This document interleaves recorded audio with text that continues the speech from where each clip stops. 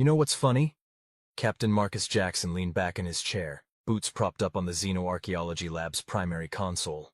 Every single time we dig up another dead alien civilization, they had proven themselves worthy of that role in the most human way possible, by solving an impossible problem with methods that would make any rational being question their sanity. In the years that followed, humanity continued to monitor and maintain their patchwork reinforcement of the barrier. They established a permanent research station nearby, staffed by engineers who approached their job with the same combination of irreverence and determination that had characterized Project Duct Tape. They named the station Murphy's Watch, because of course they did. The entity still tried to communicate occasionally, but its attempts grew less frequent and more resigned. It seemed to have finally accepted that it had met its match in a species that treated the laws of physics more like guidelines and considered impossible to be a personal challenge. Though sometimes, its messages took on an almost bemused tone, as if it couldn't quite believe what it was witnessing. "Your methods defy all known laws of physics," it transmitted one day after watching the Murphy's Watch crew repair a quantum fluctuation with what amounted to metaphysical bungee cords.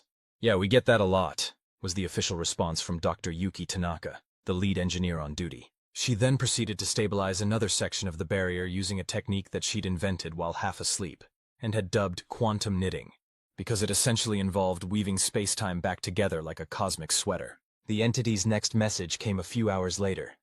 "How are you still alive?" "Coffee, spite, and a complete disregard for the impossible," Yuki replied cheerfully, as she finished reinforcing the patch with what could only be described as space-time safety pins. "Also, we've got a great healthcare plan."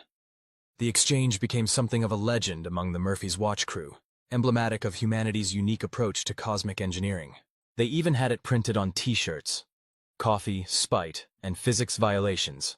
Murphy's Watch Engineering Department. One day, as they were reviewing the latest maintenance reports from Murphy's Watch, Marcus turned to Kira with a thoughtful expression. "You know what the real irony is? If the entity had just kept quiet and waited, the barrier would have eventually failed on its own. But by making itself known, it forced us to fix the problem." "Classic villain mistake," Kira agreed, not looking up from her tablet. "Never give humanity a deadline or an ultimatum. It just motivates us." "Do you ever wonder if the builders knew?" Marcus asked. "Like, did they choose us because they knew we'd be too stubborn to give up and too creative in our solutions to fail? Or did they just pick us because we were too dumb to be corrupted by whatever's in there?" "Probably a bit of both," Kira said, finally looking up. "But I have a different theory. I think they chose us because we're the only species crazy enough to look at a problem that stumped the most advanced civilization in history and say, 'Have you tried hitting it with a bigger hammer?'" The lab's speakers crackled to life with an incoming transmission from Murphy's Watch. "Base, we're picking up some unusual readings from Section 7. Permission to apply the Zhang Protocol?" Marcus keyed the comm. "You mean the one where we basically create a controlled explosion of quantum particles to scare the weak spot back into shape?" "That's the one, sir." "Carry on." Marcus switched off the comm and grinned at Kira. "See, this is why we're perfect for this job. Any other species would be trying to understand why Section 7 is acting up. We just punch it until it behaves." "To be fair," Kira pointed out, "we did spend 3 months studying why that actually works. We just didn't let our lack of understanding stop us from doing it anyway. And that, perhaps, was the real reason humanity had been chosen as guardians. Not because they were special or particularly advanced, but because they had mastered the art of effective ignorance, knowing just enough to solve a problem without knowing so much that they talked themselves out of trying." The dead civilization's warning took on a new meaning among the galaxy's younger species. They guard something worse became less a warning and more an expression of grudging respect, because anything that required humanity as its jailers had to be truly formidable indeed. The entity, whatever it was, had made a crucial mistake in its dealings with humanity. It had assumed that because humans didn't understand the complex physics of the barrier, they would be unable to maintain it. What it failed to grasp was that humanity's greatest achievements had always come from not knowing something was impossible before they did it anyway.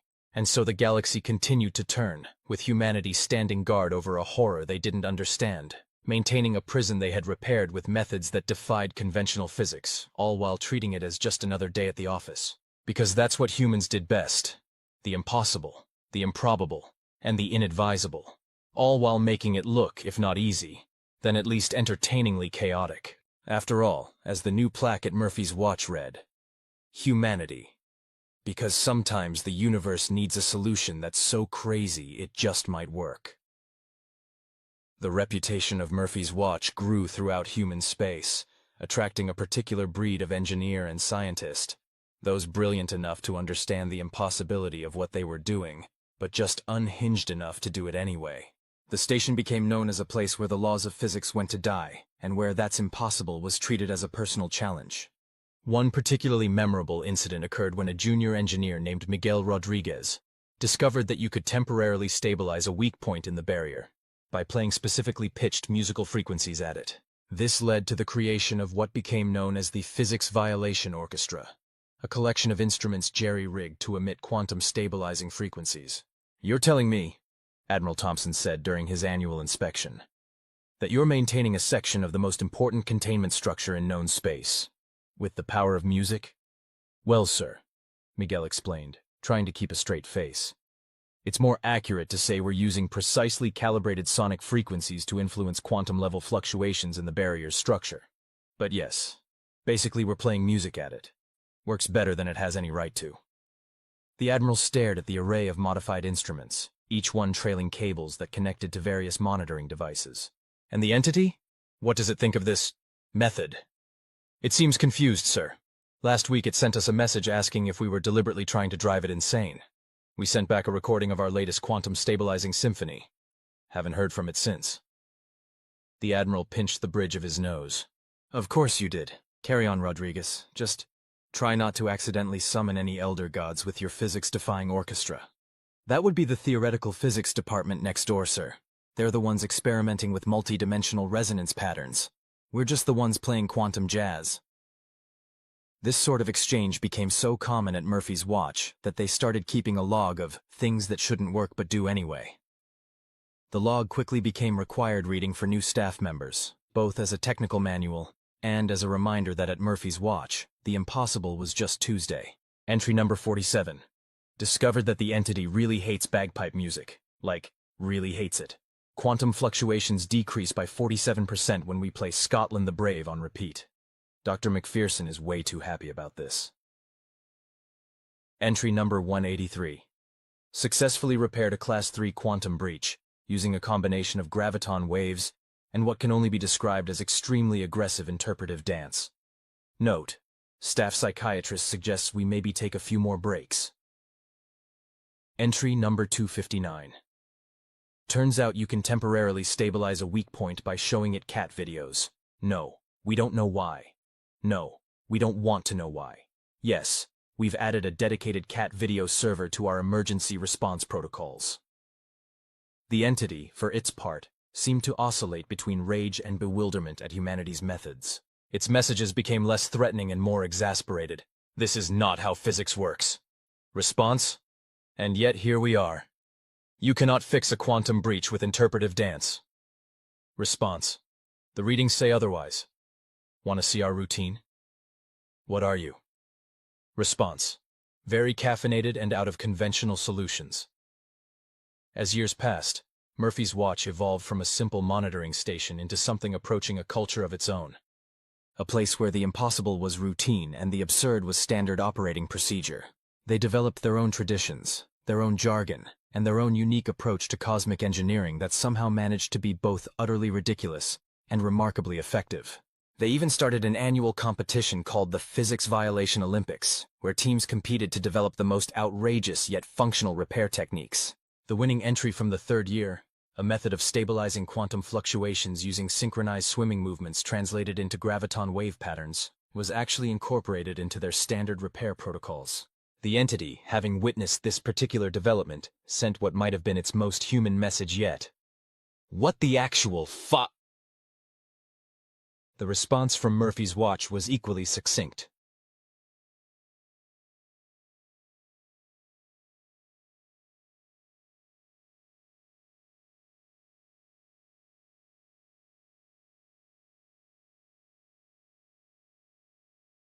But perhaps the most interesting development at Murphy's Watch came 3 years into its operation, when they started receiving visitors, representatives from other species who had discovered the truth about Earth's role as guardians. Most came to study humanity's methods, though whether out of horror or admiration was often hard to tell. The Zekthari, a species of crystalline beings known for their rigid adherence to mathematical precision, sent an observer who lasted exactly 6 hours before suffering what their species' equivalent of a nervous breakdown after watching the physics violation orchestra in action.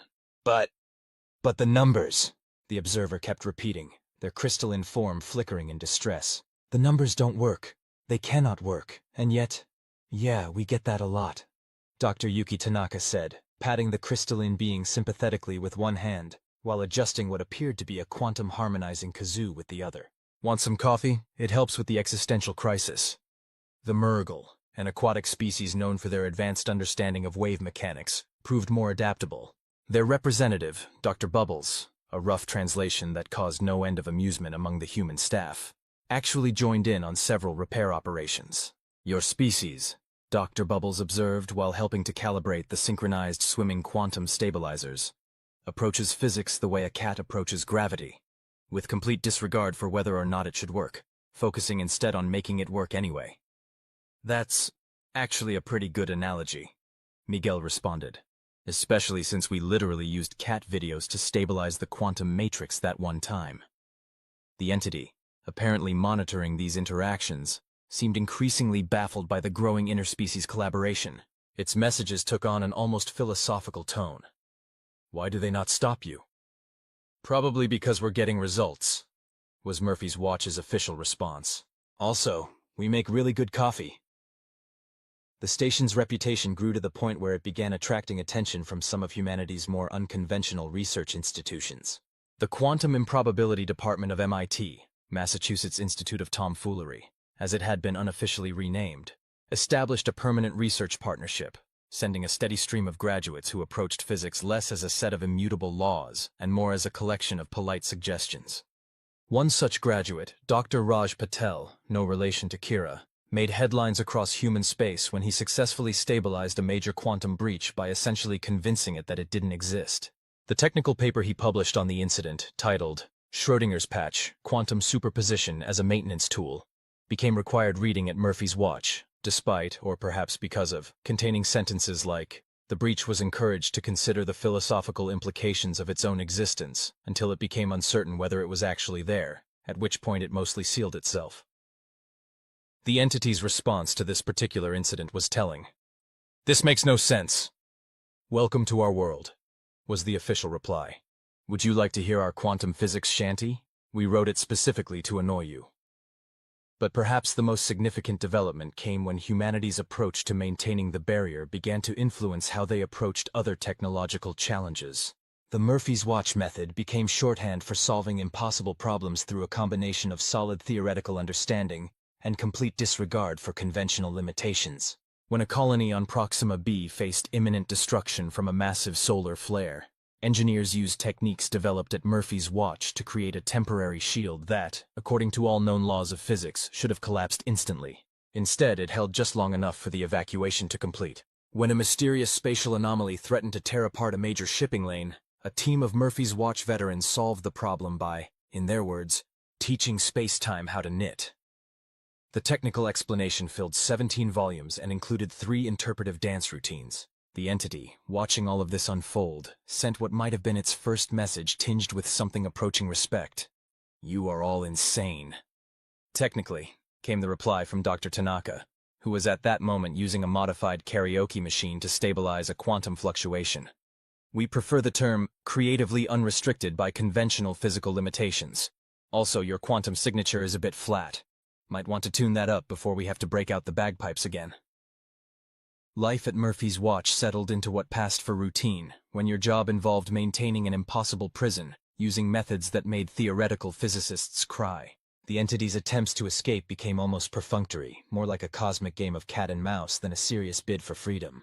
The physics-defying solutions continued to evolve.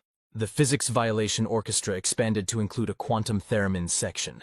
The synchronized swimming team developed a new routine that could patch quantum breaches in 7-dimensional space. Someone figured out that you could temporarily stabilize weak points by reading them poetry, but only limericks, and only really bad ones. The research papers coming out of Murphy's Watch became legendary in academic circles, not just for their content, but for their uniquely human approach to documentation. One particularly notable paper, titled Quantum Harmonics and You, a practical guide to breaking physics with music. Included a soundtrack and was co-authored by the Physics Violation Orchestra. The station's annual report to Earth's Security Council that year included such gems as budget request, additional funding for cat videos, essential maintenance supplies, equipment requisition, one industrial-sized coffee maker, critical to continued containment operations, personnel request, one theoretical physicist who can also juggle. Don't ask why, just trust us. The entity, seemingly resigned to its fate, but increasingly fascinated by human methods, began asking more specific questions. How does the coffee machine affect quantum stability?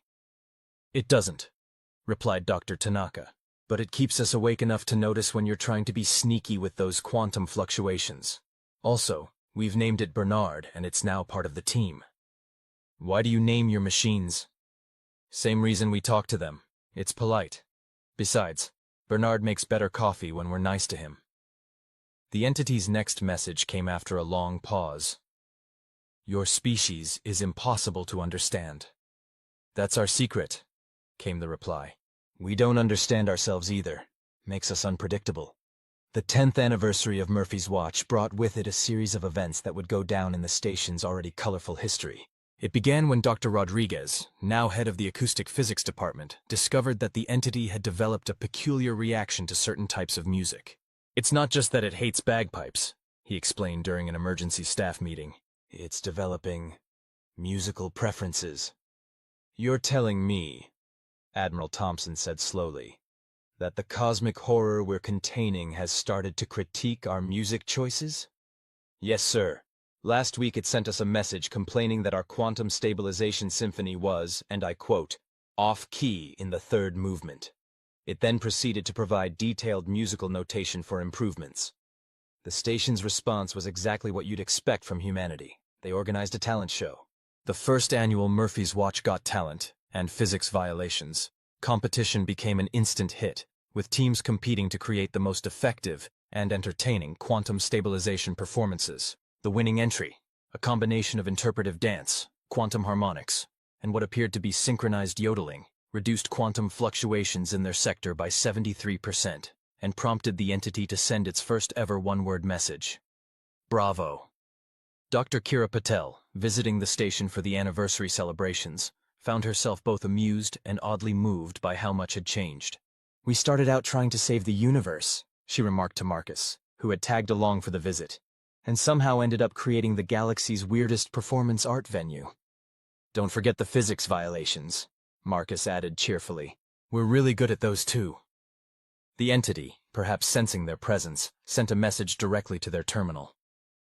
The original Guardians, have you come to witness what you have created? Nah, Marcus replied before Kira could stop him.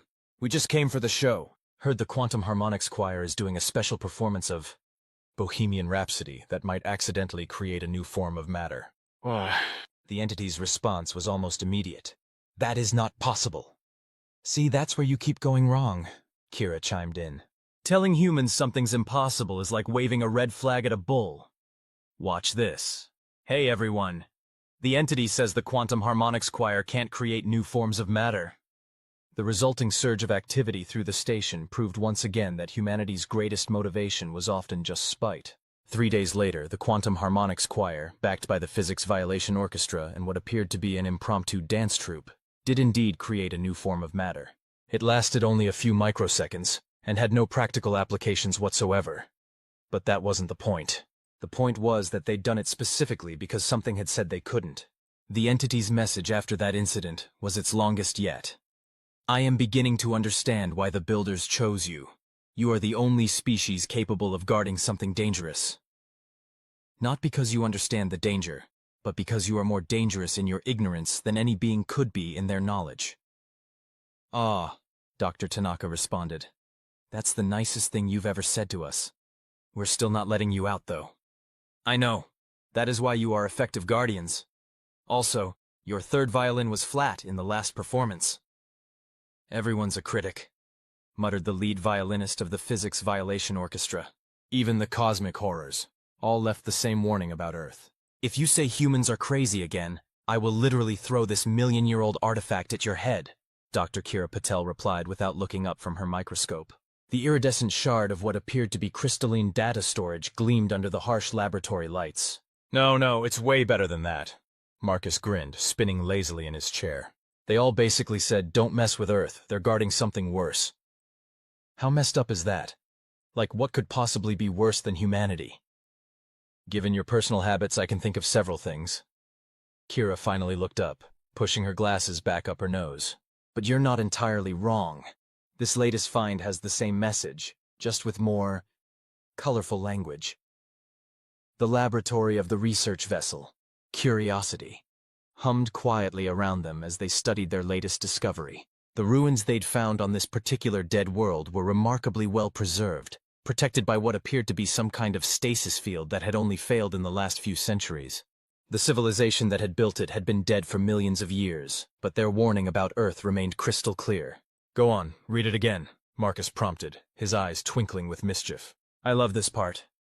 Kira sighed dramatically but couldn't hide her own smile as she pulled up the translation on her holoscreen. According to this data crystal, and I quote, "But this?" Kira gestured at the data crystal. "This suggests they were very real, and they did something very deliberate with Earth." Okay, so let me get this straight, Marcus said, counting off points on his fingers. Some super advanced ancient aliens built a giant barrier around something scary, picked Earth to guard it without telling us, and then every other alien civilization that came along either got scared off by us or tried to get past us and got their asses handed to them. He paused. That's kind of awesome, actually. It would be if it weren't for one small detail. Kira's expression grew serious. The barrier is failing. The humor drained from Marcus's face. What? These readings are millions of years old, but they include detailed scans of the barrier's structure. I compared them to our modern observations, and she pulled up an overlay of two energy patterns. Even to Marcus's untrained eye, the difference was clear. What had once been a solid, uniform sphere was now shot through with fluctuations and weak points. Well, shit. Marcus ran a hand through his hair. That's bad, right? Like, potentially apocalyptic bad? Potentially universe-ending bad, if these readings are accurate. Kira's voice was quiet. Whatever is in there, it was bad enough that the most advanced civilization we know of decided the best solution was to lock it away and put the dumbest, most violent species they could find in charge of keeping everyone else away from it. Hey, we're not... Marcus paused. Okay, yeah, that's fair, but we've gotten better. We haven't had a proper war in at least 50 years, and that last one barely counted because it was with those squid people who turned out to just be really bad at saying hello.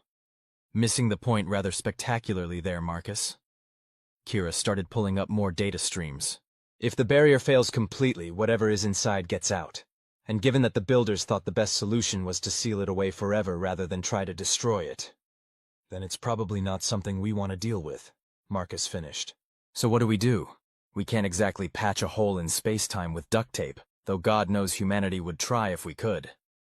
Actually...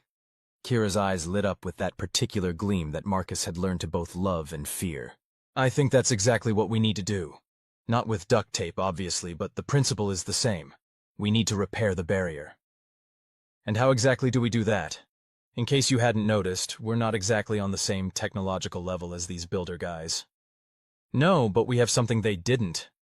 Kira's grin was downright predatory now. We have humanity's greatest superpower. The ability to survive things that should definitely kill us? No, though that might come in handy. We have the ability to look at something impossibly advanced and say, I bet we could make that better with some duct tape and WD-40. Marcus stared at her for a long moment before breaking into a laugh. You're serious? You want us to jerry-rig a repair job on an ancient alien containment field using human engineering principles? Think about it. Kira was fully animated now, pacing as she talked. The builders were incredibly advanced, yes, but they also thought extremely linearly. Every artifact we've found shows the same pattern. Elegant, perfect solutions that work exactly as intended until they don't. But humans? We're masters of the quick fix, the patch job, the it's not pretty but it works solution. We don't need to understand exactly how the barrier works to reinforce it. Because we'll brute force it through trial and error until something sticks. Marcus nodded slowly, beginning to grin. Like trying to fix a car with parts from a completely different model because that's what you have on hand. Exactly. And the best part is, we already have a template to work from. She pointed to the data crystal. These scans show us exactly how the barrier was supposed to work. We just need to improvise a way to reproduce those effects with current technology. You realize this is completely insane, right? Marcus was still grinning. We're talking about using human ingenuity to patch an alien superstructure that we barely understand, to keep contained something so dangerous that the most advanced civilization in known history decided to seal it away forever. Yep. And our solution is basically hit it with a hammer until it works? Pretty much. And if we fail, we potentially doom the entire universe? That's the general idea. Marcus stood up and cracked his knuckles. Well, what are we waiting for? This is literally what humanity was made for. Let's go break physics in new and exciting ways until the universe stops trying to end itself.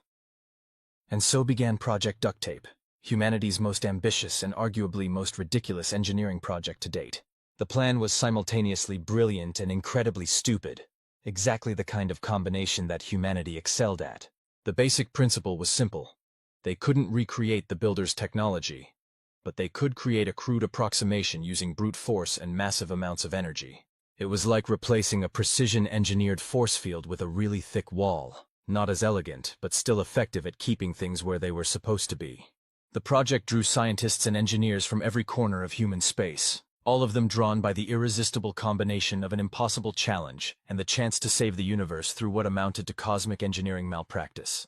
The solutions they came up with were exactly what you'd expect from humanity. Clever, crude, and just crazy enough to work. They couldn't generate the same kind of energy field the builders had used, so they created a network of satellites that basically threw energy at the weak points in the barrier until they strengthened.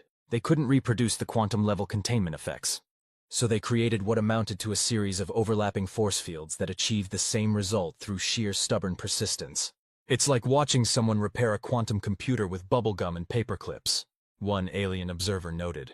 It shouldn't work. It really shouldn't work, but somehow, 6 months into the project, they had their first major breakthrough, or major disaster, depending on how you looked at it. One of their experimental patches actually worked, sealing a weak point in the barrier through what one physicist described as the engineering equivalent of hitting it with a really big stick until it behaved. The celebration was interrupted by a discovery that would have made any sensible species immediately abandon the project. During the successful test, their instruments had picked up something from within the barrier, a response to their repairs. Whatever was inside had noticed them. The sensor readings were analyzed, debated, and eventually translated. The message was simple, but chilling. Free me. Any reasonable civilization would have immediately shut down the project and ran for the far side of the galaxy. Humanity being humanity took it as a challenge. So not only do we need to fix the barrier, Marcus said during one of their daily briefings, but we need to do it while basically playing cosmic whack-a-mole with whatever's trying to get out. That tracks. That feels very on-brand for us. The good news, Kira added, is that we now have proof that the containment is necessary. The bad news is everything else about this situation. The project continued, now with added urgency. Every successful patch was met with increasing resistance from within the barrier. The entity, or entities, inside began actively attacking weak points, forcing the human engineers to work faster and get creative with their solutions. They started naming the various patch techniques after their inventors, leading to official project documentation that included phrases like, "We applied the Rodriguez method," hitting it really hard with graviton waves, combined with the Patel variation, basically a space band-aid. The entity's attempts to communicate also evolved, moving from simple demands to more complex manipulations. It tried bargaining, offering knowledge and power. When that failed, it tried threats. When the threats were met with humanity essentially giving it the collective middle finger, it tried to convince them that it was actually the good guy in this situation, and the builders were the real villains. "You know what's really telling?" Kira said one day, after their latest patch had held against another assault. "It keeps trying different manipulation tactics, but it hasn't once tried to explain what it actually is or give us a good reason to let it out. Classic abuser behavior, all promises and threats, no actual substance." "Maybe it doesn't think we're smart enough to understand what it is," Marcus suggested. "Or maybe," Kira countered, "it knows that if it told us the truth, we'd work even harder to keep it contained." The project continued for another year, with humanity slowly but surely reinforcing the barrier through what countless alien observers described as technically not crimes against physics, but definitely misdemeanors. The entity's attempts to escape grew more desperate, but each time it found a weakness, humanity was there with another improbable solution. Finally, after 18 months of work, the last patch was in place. The barrier, while not restored to its original builder specifications, was now reinforced with humanity's unique brand of engineering. It wasn't pretty. It probably violated several laws of physics, and any proper engineer would have had a heart attack looking at it, but it worked. The entity made one final attempt at communication. "You don't understand what you're doing." Humanity's collective response, sent through a jury-rigged communication array that technically shouldn't have worked. "No, but we're really good at it anyway." In the aftermath, as the project was being declared a success, Kira and Marcus sat in their old spots in the Curiosities lab, looking at the data crystal that had started it all. "You know what I just realized?" Marcus said, spinning in his chair. "We still don't know what's actually in there. We just spent a year and a half making sure it stays locked up, and we have no idea what it is." "Does it matter?" Kira asked. "Whatever it is, it was bad enough that the builders couldn't destroy it and had to lock it away. It was bad enough that they chose humanity, as its guardians. And everything it did while we were fixing the barrier just confirmed that keeping it contained was the right choice." "True," Marcus nodded. "Plus, not knowing is kind of on brand for us. Humanity. We don't know what we're guarding. We don't know how our fixes actually work. But by God, we're going to keep doing it anyway." "And that," Kira said with a smile, "is exactly why the builders chose us. Any other species would have wanted to understand everything before acting. They would have wanted elegant solutions and perfect knowledge. But humanity? We see a problem. We fix it. Even if our solution is the equivalent of using chewing gum to patch a hole in reality." "To humanity." Marcus raised his coffee mug in a toast. "The universe's designated problem solvers, because sometimes the best solution isn't the smartest one. It's the one that actually works." The project continued for another year, with humanity slowly but surely reinforcing the barrier through what countless alien observers described as technically not crimes against physics but definitely misdemeanors. The entity's attempts to escape grew more desperate, but each time it found a weakness, humanity was there with another improbable solution. Finally, after 18 months of work, the last patch was in place. The barrier, while not restored to its original builder specifications, was now reinforced with humanity's unique brand of engineering. It wasn't pretty. It probably violated several laws of physics, and any proper engineer would have had a heart attack looking at it. But it worked. The entity made one final attempt at communication. "You don't understand what you're doing." Humanity's collective response, sent through a jury-rigged communication array that technically shouldn't have worked. "No, but we're really good at it anyway." In the aftermath, as the project was being declared a success, Kira and Marcus sat in their old spots in the Curiosities lab, looking at the data crystal that had started it all. "You know what I just realized?" Marcus said, spinning in his chair. "We still don't know what's actually in there. We just spent a year and a half making sure it stays locked up, and we have no idea what it is." Kira asked. "Whatever it is, it was bad enough that the builders couldn't destroy it and had to lock it away. It was bad enough that they chose humanity, as its guardians. And everything it did while we were fixing the barrier just confirmed that keeping it contained was the right choice." "True," Marcus nodded. "Plus, not knowing is kind of on brand for us. Humanity. We don't know what we're guarding. We don't know how our fixes actually work. But by God, we're going to keep doing it anyway." "And that," Kira said with a smile, "is exactly why the builders chose us. Any other species would have wanted to understand everything before acting. They would have wanted elegant solutions and perfect knowledge. But humanity? We see a problem, we fix it, even if our solution is the equivalent of using chewing gum to patch a hole in reality." "To humanity." Marcus raised his coffee mug in a toast. "The universe's designated problem solvers, because sometimes the best solution isn't the smartest one. It's the one that actually works." "To humanity," Kira agreed, raising her own mug. "Because who else would repair an alien superstructure with the technological equivalent of duct tape and WD-40? Somewhere in the vast expanse of space, inside a barrier that now hummed with both the elegant engineering of the builders and the crude but effective patches of humanity, something ancient and terrible raged against its prison. But the prison held, reinforced by the stubborn determination of a species that had turned "that's impossible" into "hold my beer and watch this." And if any other civilizations came across humanity's modifications to the barrier, they would probably be horrified by the methods used. But they couldn't argue with the results. After all, that was humanity's greatest strength, doing the impossible through methods that really shouldn't work, but somehow did anyway. The warning left by dead civilizations remained the same. They guard something worse. But now it carried a new meaning. It wasn't just that humanity had been chosen to guard something terrible. Did you see the latest analysis from the observation post? First observer Kazket's antennae twitched with barely contained agitation. These humans are absolutely insane!